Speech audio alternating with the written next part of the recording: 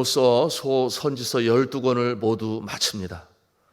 우리가 지난 늦 겨울에 2월 달에 이 소선지서 오바댜서를 시작으로 해서 출발하였는데, 이제 말라기서 마지막 장을 통해 12권의 소선지서를 이제 마치게 됩니다. 보니까 한 5개월 반 정도 우리가 이 말씀을 묵상해 왔어요. 그 시기적으로 볼 때 코로나19가 막 창궐하기 시작할 때에 이 말씀으로 시작되었으니, 여러분 그 오래전에 선지자들 통하 이스라엘 백성들에게 주셨던 말씀, 그 주 메시지가 뭐였겠습니까? 죄를 떠나라, 하나님께 돌아오라, 선을 행하라, 그리하면 복을 받으리라. 이와 같은 이 주제의 말씀이 오늘 21세기를 살아가는, 특별히 2020년 이 어려운 때를 살아가는 우리 모두에게 더욱 크게, 더욱 가깝게 느껴지는 말씀이 되었습니다. 그것이 아주 저는 감사합니다.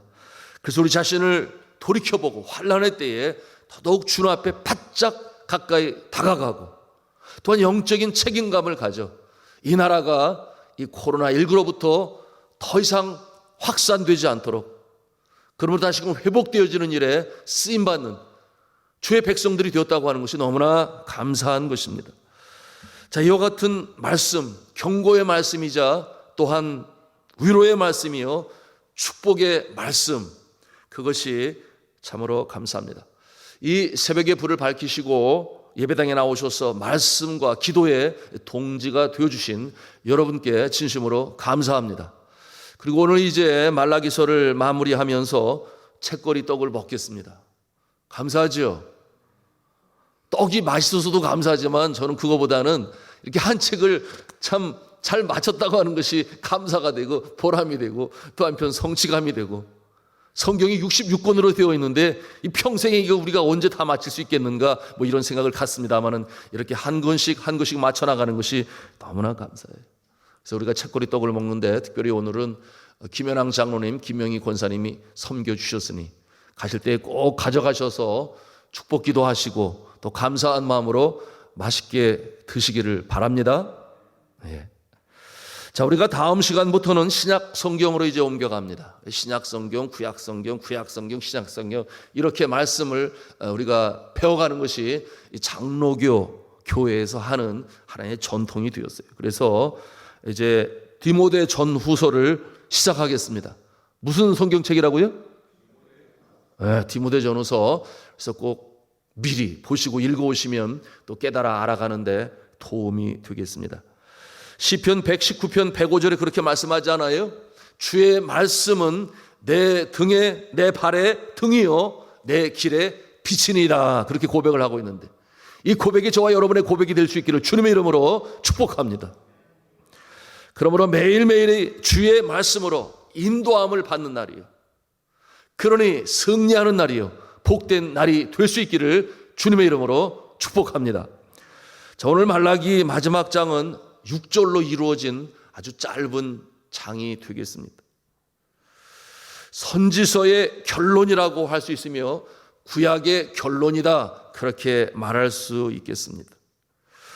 그때로부터 400년 이후에 이제 세상에 강림하실 예수 그리스도의 예언에 대한 말씀이 이 구약의 마지막 책인 말라기서를 통해서 400년을 내다보고 그렇게 말씀하고 있는 것입니다.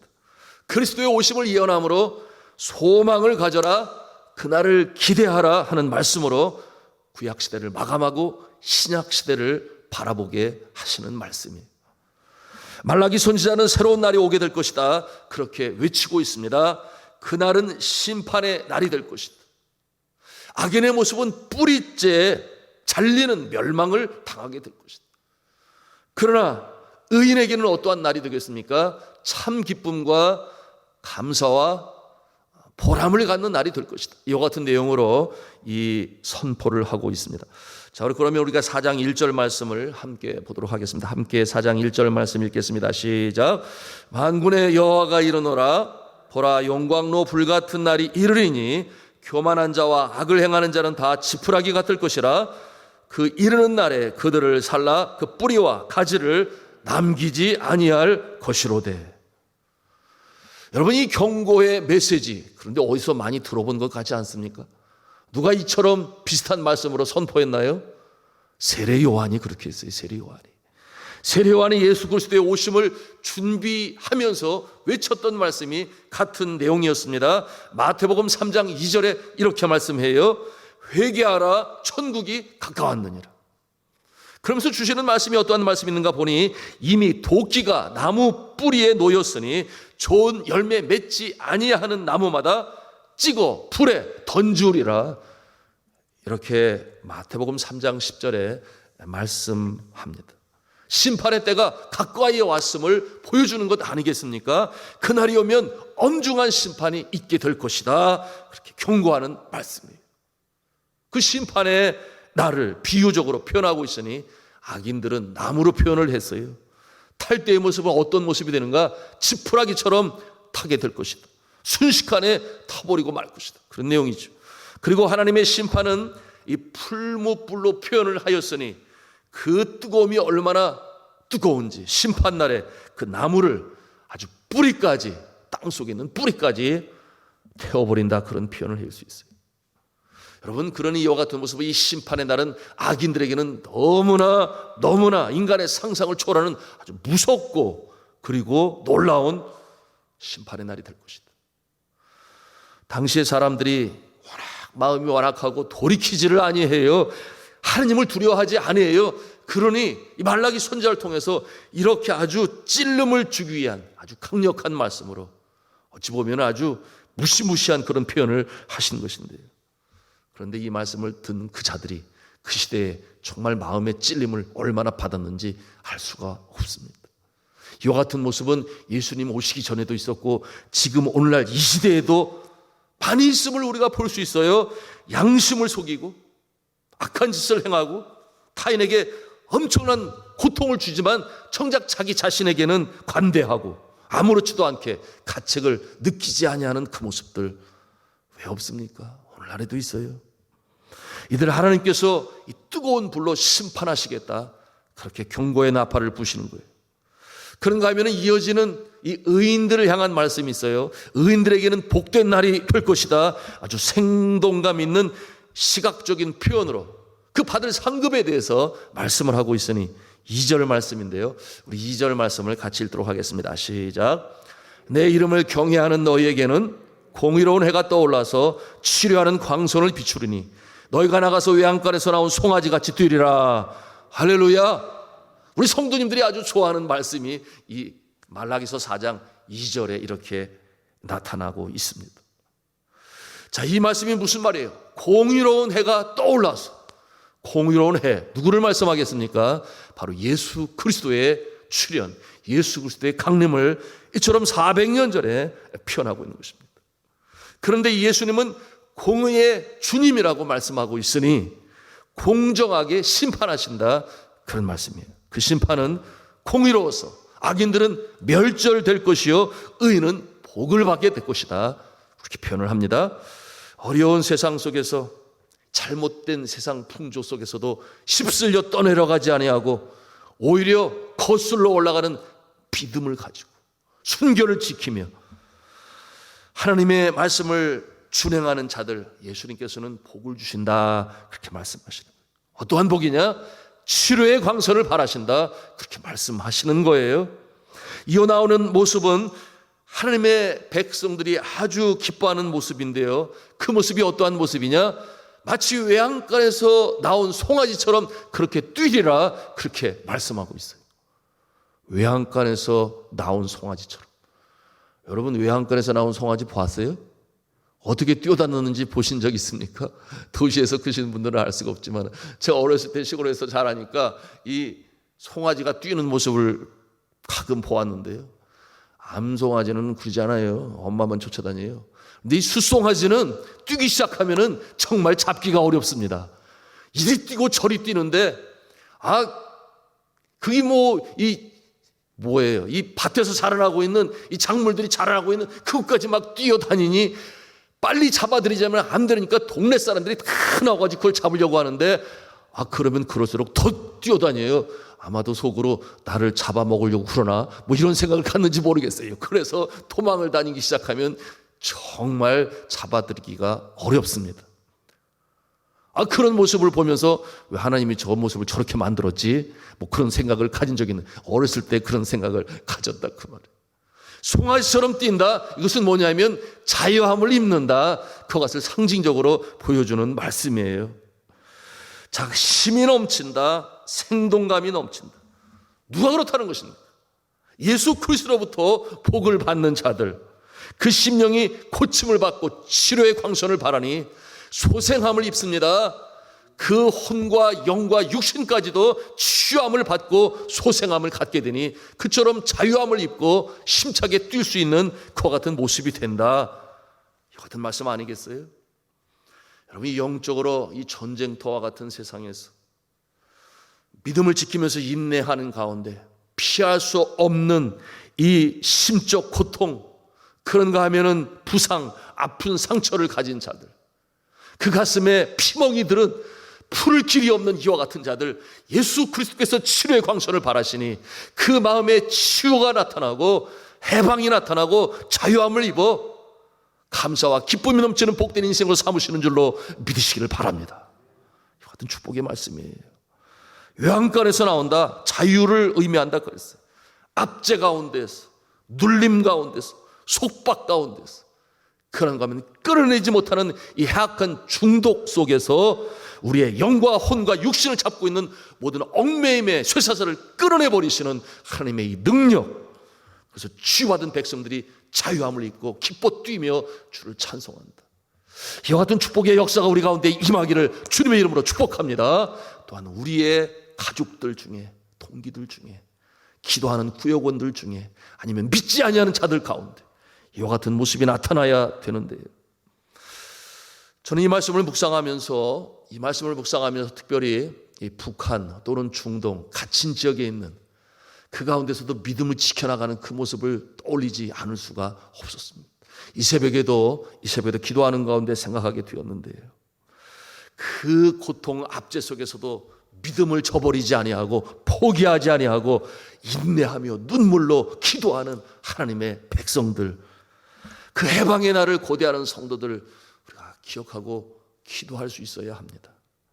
여전히 이 북한은 극심한 이 종교적인 박해 국가로 지난 16년간 그 1위를 놓아본 적이 없어요. 너무나 안타깝죠.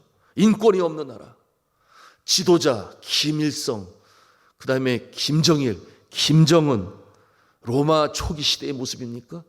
죽은 황제를 신격화시켰거든요.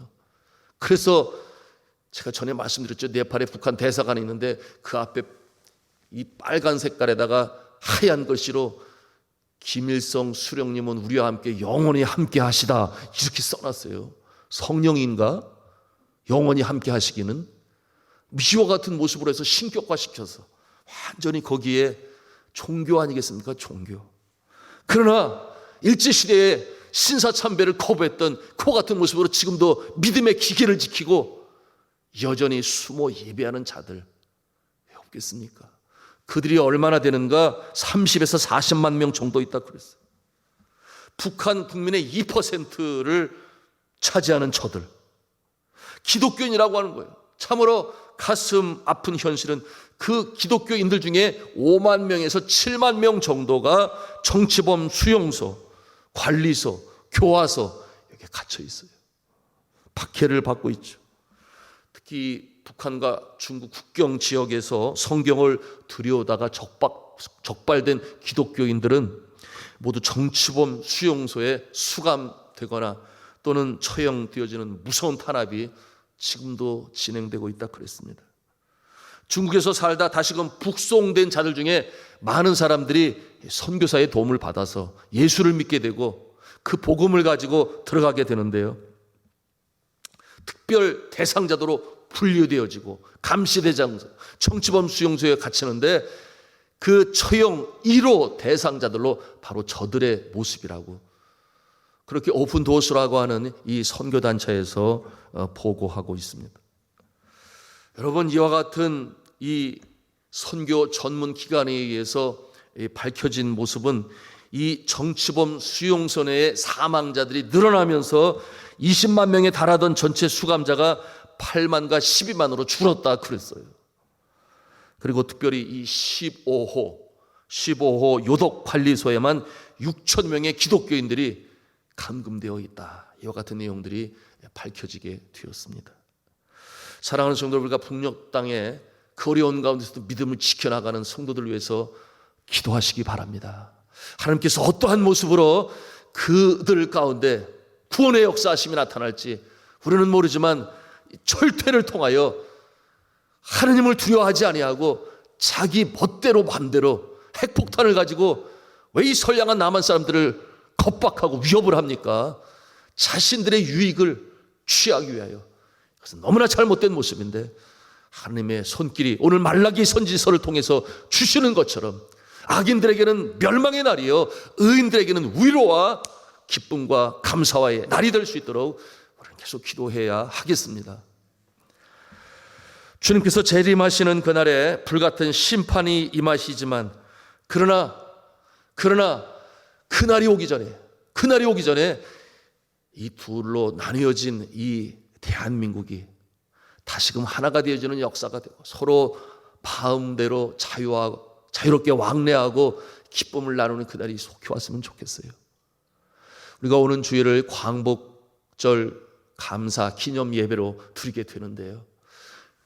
본당에 벌써 이렇게 태극기가 막 여기저기 지금 데코레이션이 되어 있는데 정말 이번 주일에 광복절의 그 기쁨은 나누기 전의 모습이었는데 이 남북한이 다시금 자유롭게 왕래하는 그날이 속히 오게 되고 그리고 이 믿음의 사람들이 자유롭게 예배하는 그날이 속히 올 수 있도록 함께 간절히 기도하는 주일이 되기를 간절히 바랍니다. 자, 이와 같은 모습 가운데 또한 우리 주변에 가족 중에 약한 영의 괴계로 인해서 영적으로 심적으로 육신적으로 얽매이고 속박당하고 고생하는 심령들이 있어요. 너무나 안타까운데 저들의 자유함을 위해서도 우리가 기도해야 하겠습니다. 나사렛 예수의 이름으로 우리가 그 결박을 풀을 수가 있습니다. 예수님의 이름의 권세로 우리가 이 일을 행할 수 있는데 우리가 행하는 것이 아니라 기도를 들으시는 하나님께서 그 속박의 쇠사슬을 끊으시고 심령의 자유함, 외양간에서 나서 마음껏 뛸 수 있는 이와 같은 모습이 될 수 있도록 우리는 오늘도 예수의 이름으로 승리를 선포하고 기도해야 하겠습니다.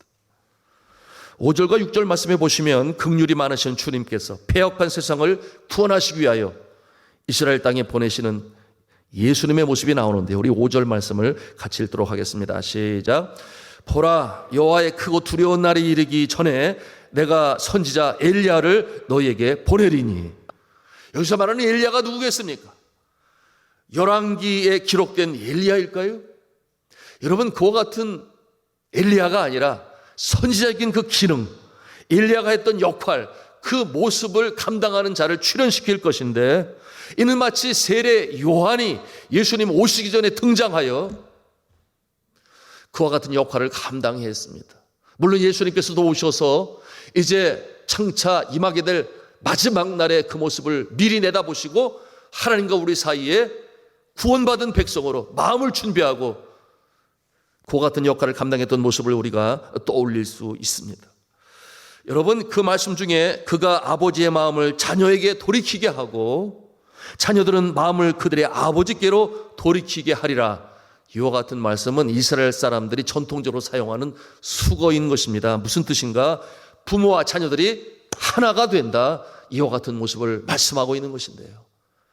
여러분, 그때나 지금이나 하나님과 우리가 한 마음이 되어야 하는 것이 하나님이 기뻐하시는 이 땅의 하나님 나라의 모습인 것임을 우리가 잘 알아요. 이와 같은 모습이 어떻게 진행될 것입니까? 예수님께서 오셔서 우리의 모든 죄악을 다 짊어지시고 십자가에 달려 돌아가셔서 구속의 역사로 구원을 이루시니 이와 같은 역사가 나타나는 것인데 우리가 먼저 된 자의 모습을 가지고 있습니다. 그러나 아직 그 자리에 나오지 않은 사람들이 너무나 많이 있어요. 그래서 우리가 선교하고 전도해야 하는 것인데 이와 같은 일에 먼저 구원받은 자로서 쓰임받는 축복의 통로가 되시기를 저는 주님의 이름으로 축원합니다. 그러므로 영광의 역사, 승리의 역사, 복 있는 자의 삶으로 오늘도 매일매일이 이와 같은 모습으로 살아가는 복 있는 자의 모습, 축복의 통로가 되어 주님 오시는 그날에 칭찬받는 자요, 이 땅에 하나님의 나라가 확장되어져 나가는 일에, 모든 얽매임을 풀어내는 일에 예수의 이름으로 승리를 선포하고 전진해 나가시는 저 여러분 다 되시기를 주님의 이름으로 축원합니다.